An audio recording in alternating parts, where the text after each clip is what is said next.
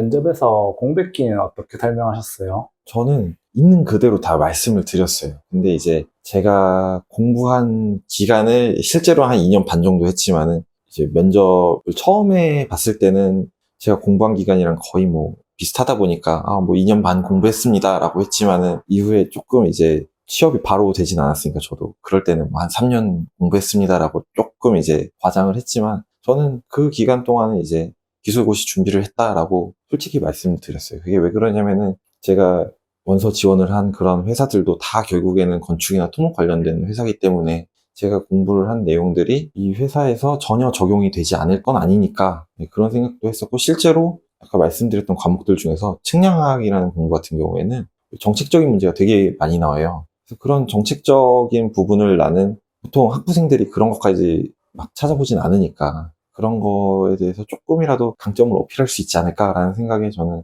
기술고시를 했던 걸 오히려 자세히 풀어서 많이 말씀을 드렸던 것 같습니다. 그 외에 자기소개서나 면접에서 어떤 점을 좀 어필을 하셨나요? 저는 일단 고시 공부한 거 되게 얘기를 많이 했었고, 고시 공부 외에는 제가 영어를 조금 공부를 많이 할 기회가 있어갖고 그런 부분에 대해서 특히 건설사 면접 같은 거 볼 때는 특히 제가 찾아본 바에 의하면 우리나라 메이저 시공사들이 동남아 쪽에 요즘 많이 진출을 해 있어갖고 그런 부분에 가도 어느 정도 의사소통도 하면서 잘 지낼 수 있다라는 걸 좀 어필하기 위해서 그런 고시 공부 외적으로는 영어에 대한 부분을 많이 어필을 했었습니다. 시험을 그만둔 주변의 다른 사람들은 어떤 진로를 준비하셨나요?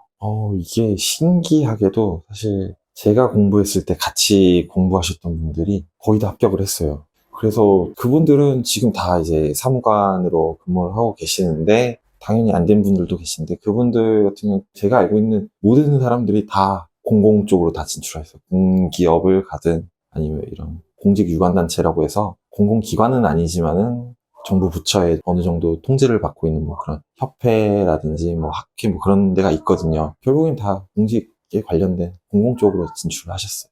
시험을 그만둔 이후의 생활은 좀 어떠셨어요? 저는 시험을 딱 그만두고 나서 되게 목표가 확고했거든요. 빠른 시일 내에 취직을 해야겠다. 왜냐면 시험 기간을 하면서 남들보다 1, 2년 좀 늦게 취직하는 게 있으니까. 그래서 그 기간 동안은 정말 채용 공고 계속 찾아보고, 채용 공고도 사이트도 한 군데만 보는 게 아니고 뭐 A 사이트, B 사이트, C 사이트 하면서 계속 맨날 그 뒤집어 까면서 보고, 또 내가 모르는 회사들이 있지 않을까 하면서 검색도 계속 해보고, 그러고 이제 공공기관 같은 경우에 이제 자격증이 점수화되어 있는 그런 회사들이 좀 있다 보니까 그런 회사 기준으로 해서 내가 안정적으로 서류를 합격을 하려면 어떤 자격증을 더 채워야 되나, 그런 거 확인해 보면서 필요한 자격증 따로 다니고 그랬었는데, 실질적으로 땄던 건 결국 뭐 컴활이랑 오픽 정도가 이제 추가적으로 했던 거고, 나머지는 계속 그냥 자소서 쓰고 필기시험 보러 가고 그랬던 것 같습니다. 취업 이후에 지금 현재 생활은 좀 어떠신가요? 저는 취업을 하고 나서는 이제 토목 일을 하게 됐는데, 토목에서 특히 안전진단 쪽의 업무를 하게 됐어요. 은근히 이제 안전진단도 좀 생각보다 건설 쪽에서 이제 파이가 좀 커져가고 있는데, 제가 했던 거는 직접적인 안전진단보다는 그 안전진단 발주자나 또는 회사의 정책을 이제 수립하는 그런 업무를 담당을 하게 돼서, 어떻게 보면은 기획이라든지 용역 발주, 그다음에 용역 감독 이런 업무를 하면서 좀 더 어떤 법적인 부분이나 내부 규정, 그리고 절차적인 그런 부분에 대해서 접할 수 있어갖고 저는 되게 적성에는 맞는다라고 생각을 해서 그 일을 3년 하고 이제 부서를 한번 옮겼는데, 그 부서에서도 사실 큰 틀에서는 좀 비슷한 업무를 했어갖고 그런 시설의 안전 관련된 업무를 3년 반 정도 하게 됐습니다. 그럼 앞으로 계획이나 꿈이 있으신가요? 저는 일단은 좀 커리어적으로 성장을 하고 싶은 마음이 있어갖고, 일단 제가 지금도 이제 그 말씀드린 안전진단 쪽 업무를 계속 하고 있는데, 그 분야에서 이전에 하던 뭐 용역 발주, 지금 이제 아예 현장 조사 부분도 맡고 있는데, 그걸 넘어서 어떤 연구를 할 일이 기회가 주어진다면 그런 업무도 한번 해보고 싶고, 그런 거를 하기 위해서는 내가 좀 그런 걸 할 수 있다는 걸 증명을 해야 되니까 일단 가깝게는 좀 기술사 같은 거를 준비를 해서 제 자신의 가치를 조금이라도 향상시키고 싶고, 그 이후에 좀 더 여건이 된다면은 어떤 전공이 될지는 모르겠지만은 대학원도 가서 좀 더 넓은 시야로 이쪽 업계를 한번 하고 싶은 생각이 있습니다.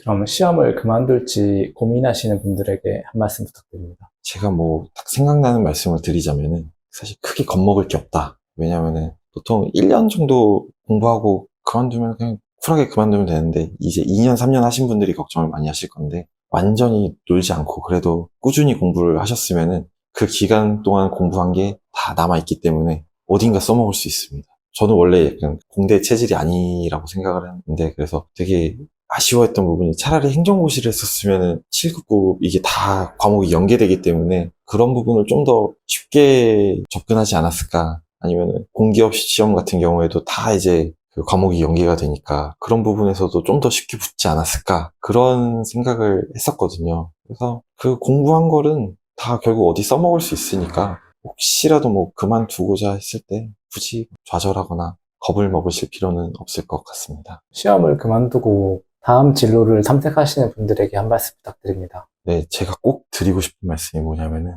많이 찾아봐라 라는 말씀을 꼭 드리고 싶은 게 정말 아는 만큼 보이고 이게 아는 만큼 떠먹을 수 있습니다. 저는 이제 회사를 다니면서도 친한 동기들이나 주변 분들한테 제가 아는 정보는 좀 많이 공유를 하고 또 좋은 거 있으면 하라고 좀 땡겨서 오는 편인데 정말 정보를 많이 알면 알수록 내가 할 수 있는 일이 이렇게 많구나라는 생각이 들 수 있고 이게 실제로 제가 학부 생활을 하면서 되게 아쉬웠던 부분이 뭐냐면 저는 진짜 설계, 시공 이게 하기 싫었으니까 그러면은 내가 설계, 시공 말고 이 건축학을 전공을 해서 할 수 있는 게 뭐냐라는 거를 주변 동기들이나 선배들한테 다 물어봐도 할 수 있는 거 많다라고 해놓고서 결국 알려주는 게 설계, 시공 아니면은 광고, 마케팅 그리고 가구 이런 건데 사실 광고랑 그 마케팅이랑 가구 같은 경우에는 설계랑 크게 다르진 않거든요. 설계하면서 약간 마케팅적인 부분도 다르고 이제 가구도 결국 디자인이니까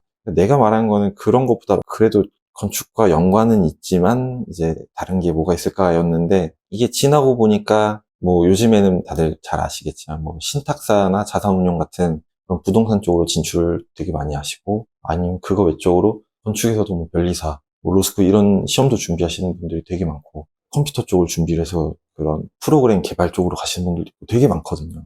그래서 내가 공부한 거 플러스 정보가 더해지면은 처음에 보였던 것보다 더 많은 게 보이기 때문에 그냥 그만뒀으니까 요거 해야지 보다는 그래도 짧게는 며칠, 길게는 한 1, 2주 정도는 그래도 많이 탐색을 하는 그런 기간을 가지면 좋을 것 같습니다. 탐색의 소스 같은 거는 어떻게 되셨나요? 사실 저는 순전히 그냥 진짜 인터넷 검색에 의존을 했던 게 아까도 말씀드렸다시피 주변에 여쭤봐도 잘 모르세요. 근데 오히려 저는 고시 공부를 했었기 때문에 정부 부처 홈페이지도 되게 많이 들어갔었고 거기서 이제 클릭 해보면은 막 파도 타서 갈 수 있는 데가 워낙 많다 보니까 그런 거를 제가 그냥 스스로 다 많이 찾아봤고 또 자격증을 준비를 하다 보면은 그 자격증을 준비하는 그런 블로그 있잖아요.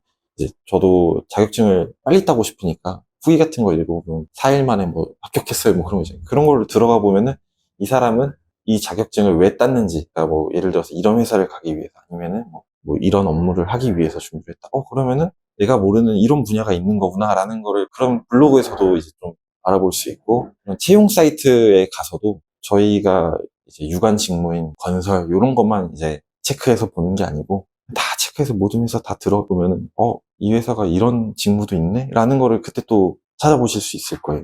생각보다 다양한 게 예를 들면은 뭐 우리 직장인 분들은 좀 아실 수도 있겠는데 학부 때는 전혀 상상을 못하는 게 우리가 흔히 금융권으로만 알고 있던 뭐 산업은행, 수출입은행 이런 것도 환경직, 토목직 이런 직군들을 종종 뽑거든요. 뭐 1, 2년에 한 번씩. 그런 거를 처음에는 아예 생각을 못 하니까 조금이라도 시간을 갖고 찾아보시다 보면은 이제 그런 정보까지 알 수 있기 때문에 인터넷 검색 열심히 하셔서 찾아보시면 좋을 것 같습니다. 그럼 마지막으로 한 말씀 부탁드립니다. 저는 그래도 아무래도 기술고시를 준비를 했으니까 뭐 기술고시나 행정고시 같이 이런 공무원 쪽을 준비를 하신 분들께 말씀을 드리자면은 뭐 요거를 당장 이제 그만둔다고 해서 꼭 이제 공직의 끈을 놓으실 필요도 없는 게 제가 공공기관을 다니면서 보니까 은근히 뭐 국제기구나 아니면은 국제기구의 그런 해외 파견 기회나 정부 부처의 파견 기회가 굉장히 많아요. 그럼 그런 데서 근무를 하면은 당장 사무관으로 근무를 하는 건 아니지만은 이제